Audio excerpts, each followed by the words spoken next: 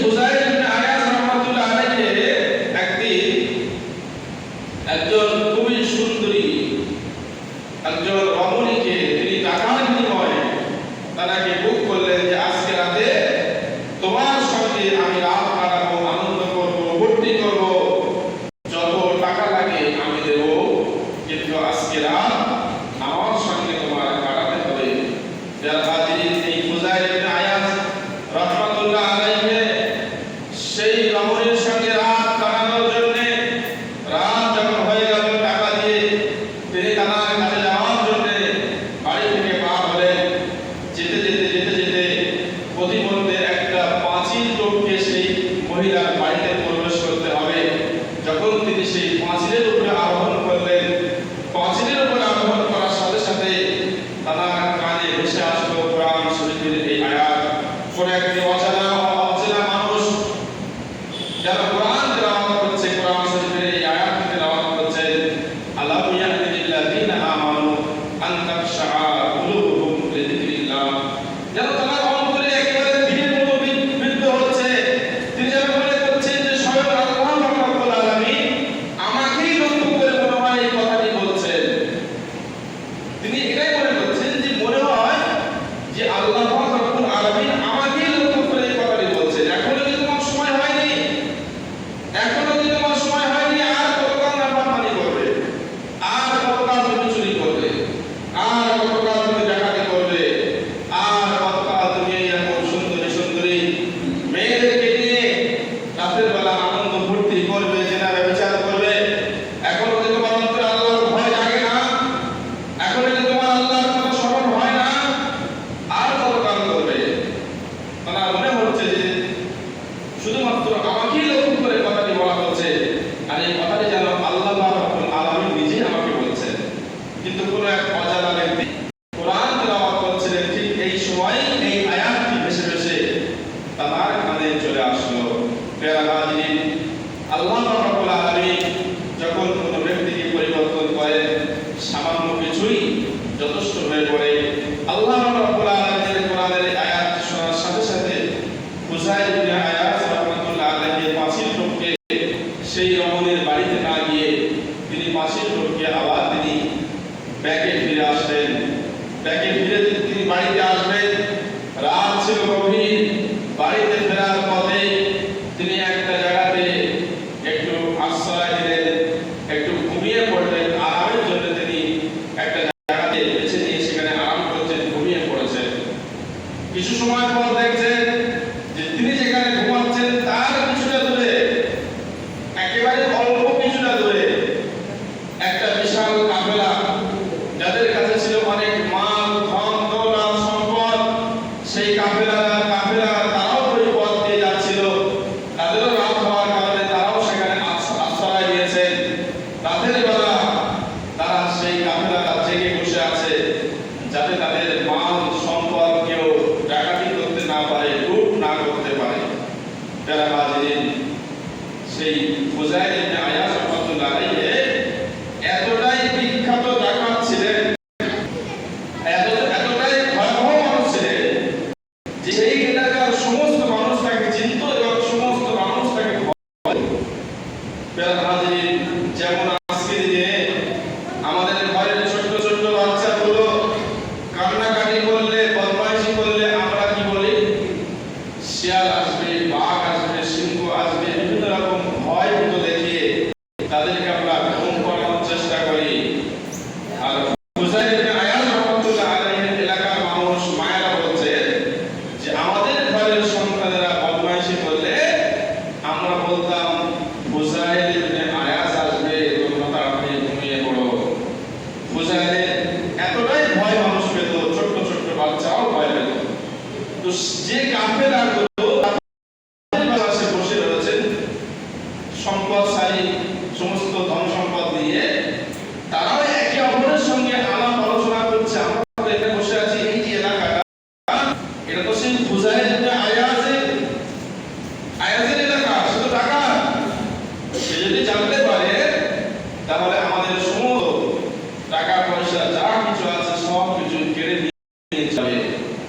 কথা হলো দূর থেকে ফুজাইল ইবনে আয়াজ ফেলেছেন, অঝর কারণে তিনি কেঁদে ফেলেছেন।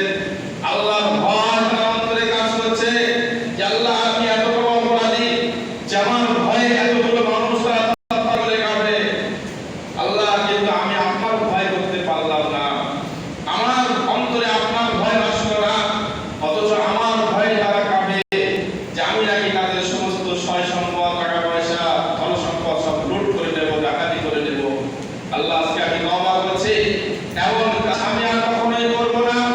যে ফুজাইল ইবনে আয়াজ রাহমাতুল্লাহ আলাইহি ভয়ে মানুষ হত্যা করে কাটতো, ডাকাতি করতেন, এমন সময় তিনি পরিবর্তন হলেন, তওবা করলেন যে একদিন তিনি অন্যান্য মানুষের থেকে, অন্যান্য ডাকাতদের থেকে মানুষদেরকে নিরাপদের সঙ্গে তার এলাকা পার করে দিতেন যে না তোমাদের কোনো ভয় নেই, আমি ফুজাইল রয়েছি, তোমাদের কোনো ভয় নেই, যাও তোমরা নিরাপদের সঙ্গে আমার এলাকা তোমরা অতিবাহিত করো, চলে যাও, তোমাদের মাল, তোমাদের ধন সম্পদ তোমাদের কাছ থেকে কেউ লুট করবে না।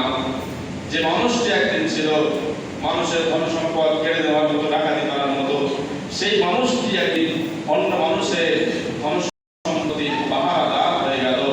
শুধুমাত্র কোরআন শরীফের একটি আয়াত তার অন্তরে তীরের মতো বিদ্ধ হয়ে আল্লাহ পাক রব্বুল আলামিন তার জীবনটাকে পরিবর্তন করে দিয়েছিলেন। প্রিয় মুসলিমবৃন্দ, এইভাবে যদি আমরা ইতিহাসে বহু আল্লাহ পাকের মাহবুব বান্দা বান্দীদের জীবন ইতিহাসে আমরা এমন ঘটনা পাবো যার জীবনের শুরুটা ছিল আল্লাহ পাকের নাফরমানিতে। কোরআন শরীফের একটি আয়াত, আলাম ইয়াদিল্লাযিনা আমানু আন তাখশা কুলুবুহুম লিযিকরিল্লাহ, আমার কাছে সেই আয়াতটি তেলাওয়াত করছি। যদি এই আয়াতটি আমাদের অন্তরে লেগে থাকে, আল্লাহ পাক স্বয়ং বলছেন হে আমার বান্দারা তোমরা তো ঈমান নিয়ে এসেছো, আমি আমাকে মেনে নিয়েছো, তোমাদের কি এখনো সময় হয়নি আল্লাহ পাকের নাফরমানি থেকে ফিরে এসে আল্লাহ পাকের শরণে মনোনিবেশ করা? তোমাদের কি এখনো কি সময় হয়নি ডাকাতি ছেড়ে দিয়ে তোমরা আল্লাহ পাকের নামাজে ফিরে আসা? তোমাদের কি এখনো সময় হয়নি তোমরা মদটাকে ছেড়ে দেবে? তোমাদের কি এখনো সময় হয়নি তোমরা জুয়াটাকে ছেড়ে দেবে? তোমাদের কি এখনো সময় হয়নি তোমরা গাঁজাটাকে ছেড়ে দেবে? তোমাদের কি এখনো সময় হয়নি তোমরা সুদটাকে ছেড়ে দেবে? প্রিয় হাজিরিন, সমস্ত নাফরমানিগুলো আমরা ছেড়ে দেই, আল্লাহ পাকের শরণে মনোনিবেশ করি, আল্লাহ পাকের পথে আমরা ফিরে আসি। জীবন সামান্য সময়, আল্লাহ পাকের ডাক এসে গেলেই কে ছোট, কে বড়, কে জওয়ান, কে বৃদ্ধা, সেই প্রশ্ন করার সময় হবে না। আমাদেরকে চলে যেতে হবে আল্লাহ পাকের ডাক আসার সাথে সাথে, আল্লাহ পাকের দরবারে আমাদেরকে হাজির হতে হবে। এই কথাটি সব সময় অন্তরে রেখে আমরা ফিরে আসি, তওবা করি এবং আল্লাহ পাকের শরণে আমাদের জীবনটা অতিবাহিত করি, মনোনিবেশ করি। প্রিয় হাজিরিন, তামাম পৃথিবীর অবস্থা কি আপনারা সকলেই কম বেশি আমার থেকে আপনাদের জ্ঞান অনেক বেশি, অনেক ভালো আপনারা জানেন আজকে মুসলমান সমাজ কোন পর্যায়ে রয়েছে।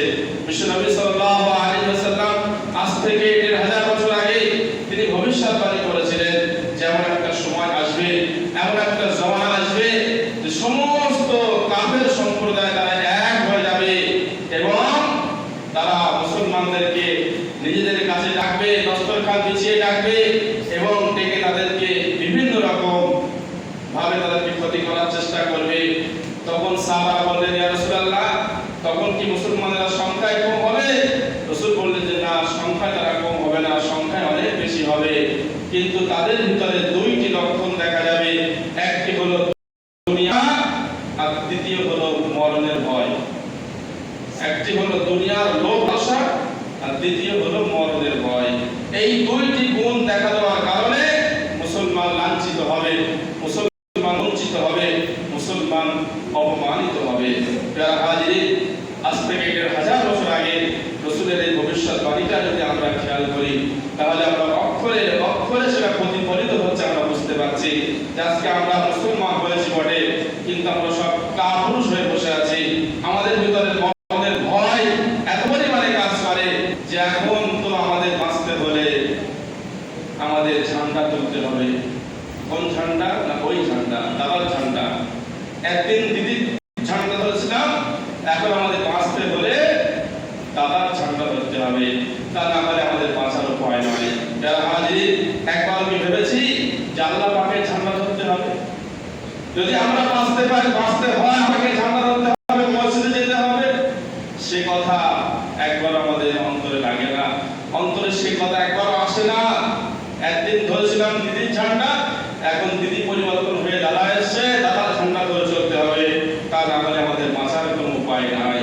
এই জ্ঞান ধারণা যদি আমাদের অন্তরে কাজ করে, তাহলে আল্লাহ পাকের সাহায্য কখনোই আমাদের উপরে আসবে না।